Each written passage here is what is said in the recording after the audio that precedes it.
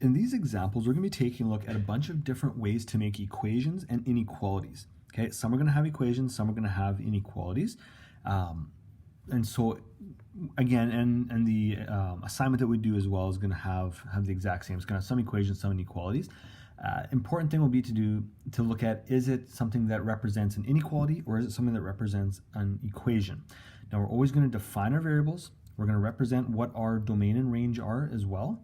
And then we're going to come up with our equation or inequality which satisfies the scenario. So let's look at the first one here. It says a class of 23 students is made up of males and females. How many of each gender are in the class? Well, we need to come up with an equation which represents number of males and number of females. Okay? Those are the two things we don't know. We don't know how many males are and we don't know how many females are. We do know that we have a total of 23. So we're going to have our two variables, x and y. Okay?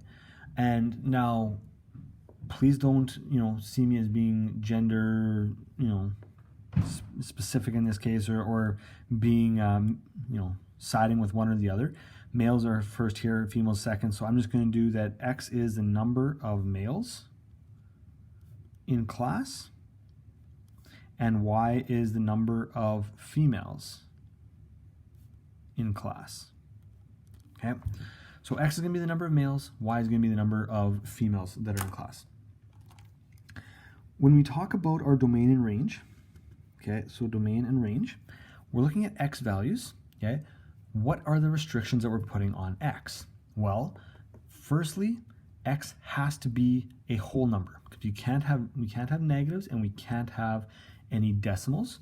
So we're going to say that x is a part of the whole number system. Okay, so x equals w, or x is a part of the w system, or the whole number system, meaning that we can't have a decimal number of males and we cannot have negative number of males. We could have 0, that would be a part of it, but we can't have negative or decimals, and it's going to be the same thing with females. Okay, we can't have negatives or decimals. Okay, so that's going to be our domain and range. Now, when we come up with a solution to this here, we know that the number of males and the number of females is going to be equal to 23 because it says a class of 23 students.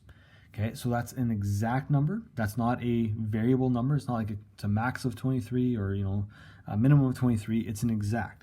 So we're going to say that x plus y is equal to 23. Okay, x plus y is equal to 23. Now, there's a couple different ways that we could write this out. We could rearrange this. If we want to put it into graphic form, it's going to be y is equal to negative x plus 23, or 23 minus x. That works as well. Okay. We could also put it into the x form if you really wanted to, 23 minus y. That works as well. These all represent the same thing. It's just been rearranged. Okay. But this would be when two things are being added together to equal to a total, then we come up with an equation. If there is a maximum, well, then we have something a little different. So number 2 represents a maximum. It said that Joe's hot dog stand sells hot dogs and fries, and Joe will sell a maximum of 150 items during the day. That means that these two combined are going to be a maximum of 150. It could be less, but it will never be more. So let's go through our procedure again. What are x and what are y? Well, x is going to be the number of hot dogs sold, and y is going to be the number of fries sold. These are the two things that we don't know. Okay, we don't know how many of each there are. Okay, so that's going to be those are going to be our variables, and that's going to be the thing that we want to kind of come up with. Now, what are the restrictions that are being placed on here? Okay, so our domain and our range. Our domain, we are not going to be selling a decimal number and we're not going to be selling negative numbers. So x is a part of the whole number system and y is also a part of the whole number system because we're only selling a whole number. We're not selling a decimal number of fries. If you go to McDonald's and you ask for like half fries, they would say no, you're either going to have a small, medium, large, or extra large fries. You can't buy half a thing of fries. You can't buy half a hot dog. You're going to buy a full hot dog. At least most places are going to do that, unless they have a different menu to go through that. All right, so this is our domain and range. These are the restrictions that are put on there. Now, when we come up with our inequality, we're told that Joe is going to sell a maximum. Okay, something to think about. So this has got to be the biggest number possible. So x plus y, and then 150 is going to be on the other side. Now, 150 has to be the biggest, so we're going to put a less than sign in there. X plus y has to be less than 150, but we're told that's a maximum, so we do believe that it could equal that as well, so it's going to be less than or equal to. So x plus y has to be less than or equal to 150. And that would be our inequality there.